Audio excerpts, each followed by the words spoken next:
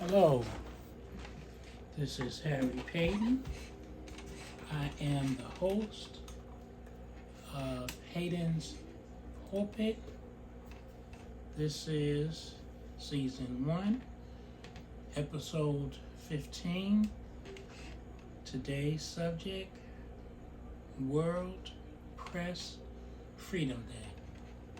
World Press Freedom Day. Today, May 3rd, has been designated as World Press Freedom Day.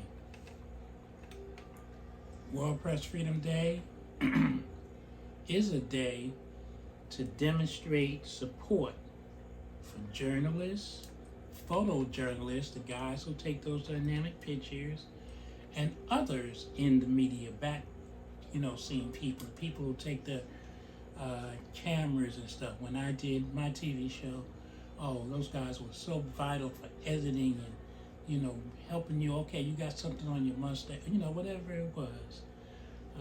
All the people in the media, seen and unseen, they all work tirelessly because it's not an easy job. It's always something to be put in the news, mostly shocking, not necessarily good news, but also there is good news. And they work tirelessly to distribute information and bring news from around the world into people's homes. Many, many years ago, people had to listen to radios or, even further back, there was the, the telegraph, you know what I mean, the thing where you not on the internet, but way back in Western Union days. The day also commemorates those journalists and media personnel who lost their life doing their job.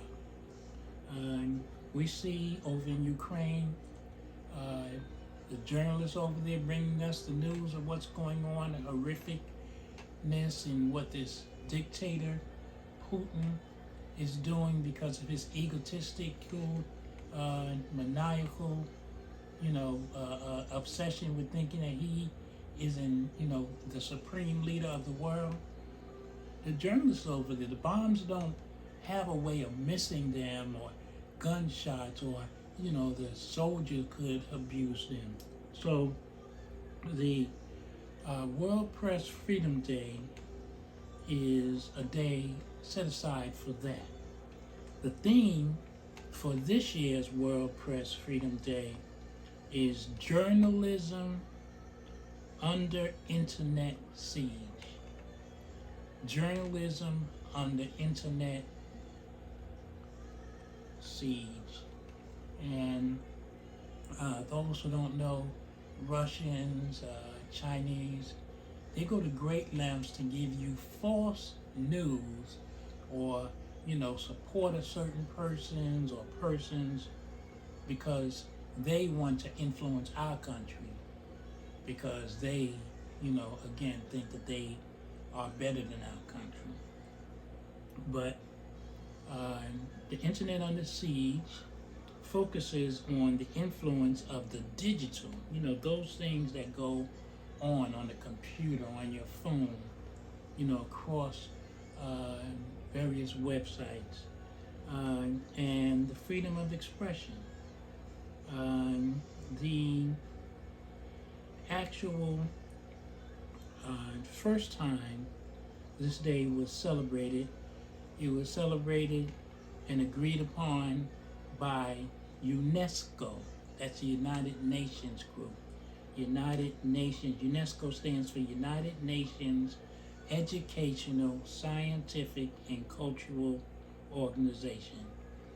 Following a recommendation that was agreed upon by UNESCO, the UN General Conference on their 26th session, 26, you say that 5 times, 26th session in 1991, the UN General Assembly declared May 3rd as World Press Freedom Day. and it actually began 1993. It takes 2 years sometimes.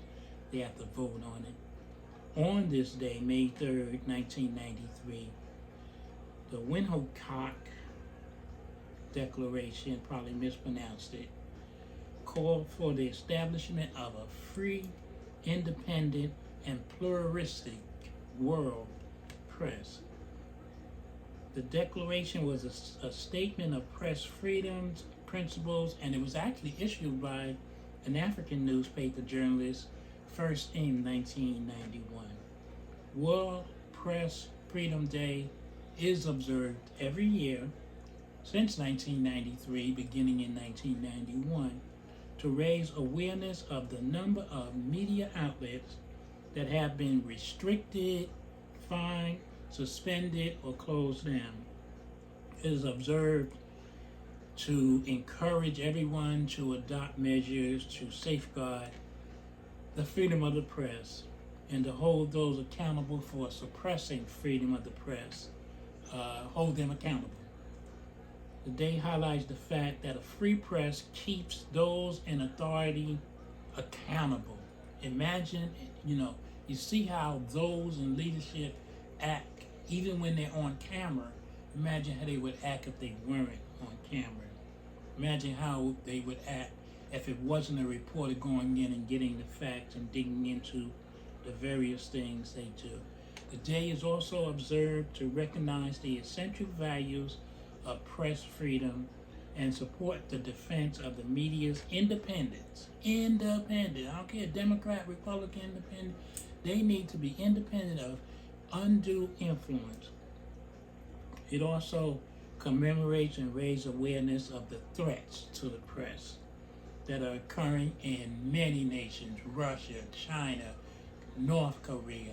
Many of those countries, you don't hear in those countries news. You hear what Putin wants you to know. You hear what the Chinese leader, I can't pronounce his name, wants you to know.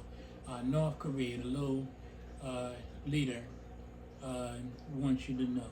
They don't give you even skilled news, and if you dare report something that they don't like, that could mean your life.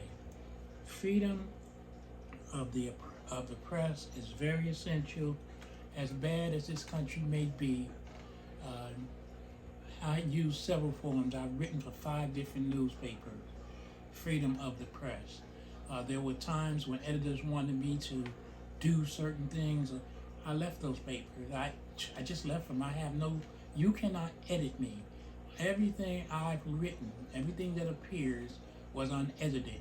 The first time a editor took out something, I know I'm gonna run for that paper. The reason I wrote my books, a newspaper I had written for 20-some years, decided they left out something. And when I talked to the editor, she said, well, I can't find those facts. I said, because you don't know where to look. And it happened to be about Black history. You don't have the books that I have. You don't have the facts that I have. Don't you dare exclude. So I wrote stuff in the book. So we have to take time, appreciate freedom of the press for what it is. It is definitely a freedom. I wrote in one of my books, Now You Tell Me, story/facts, not taught in most schools. Don't try to promote my books, I just don't. But it is called Subliminal Messages. And I give great detail of how the media just does things. It's a black day. That means it's a sad day. It's a dark day. Yeah, get out of here with that. And it's still done to this day, and it's done by people of color. Get out of here with that. That's subliminal messaging. There's nothing dark or sublime about darkness. Look at the beauty of this skin. Look at the beauty of this face. I love darkness. I love black cats. In this book, I just outlined some of the innuendos and things. They still do. They'll do it this afternoon. And it sends a message that dark is bad, black is ominous. Come on. So the freedom of the press goes both ways. They're free to write that nonsense, but we got to be smart enough to, not accept it. Just wanted to give that information. I'm a firm believer in the freedom of the press. Today, May 3rd, World Press Freedom Day. We should never let that right be taken away. To God be the glory.